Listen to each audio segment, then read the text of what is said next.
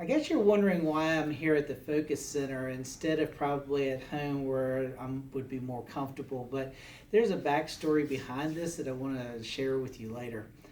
First of all, I grew up in a family that went to church every Sunday, and we attended church at Sunday night as well. Later on, as probably about 10 years old, maybe early teens, we had some issues with our church that the church family actually broke up, and in turn, it affected how my parents and myself were with church. I was actually starting to go with my grandmother to our same church, but at the time of the breakup of our church, we also had really no youth leadership to where I could cling on to someone to mentor me. Later on in life, I went through some difficult times, especially after high school. I was married and divorced within 2 years. God just, I just didn't have God in my life. And thinking that God had his purpose of this wasn't right for me.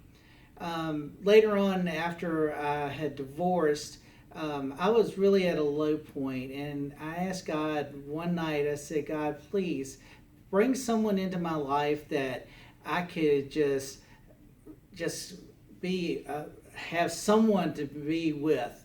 And little did I know that probably within a few months, I ended up meeting my now wife Lisa, and it was I would say a miracle that it happened because God is funny in ways, but because God brought Lisa into my life, I started attending church again, and later on in life, in 2001, actually October 2001, I accepted Jesus as my Savior and was baptized in November of that same year.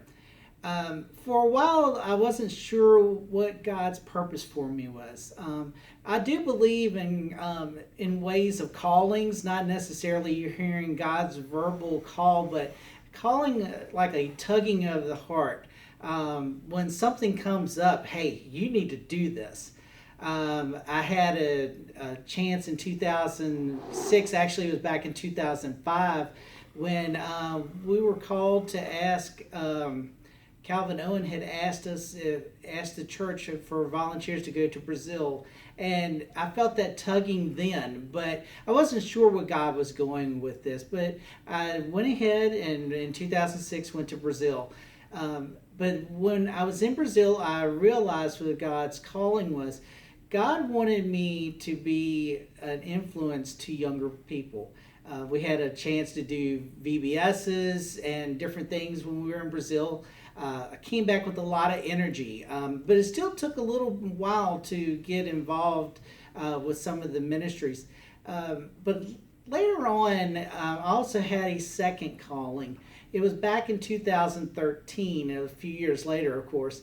Paul McNulty, our former youth minister, was in front of our church and had asked if there was someone that could help drive the van for youth camp.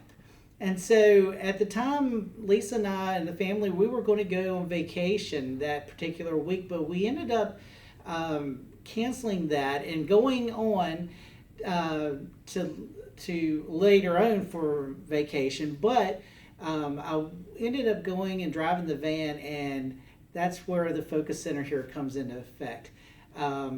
Through my life and everything, I went on that trip, and I've never turned back. I really loved being in the youth.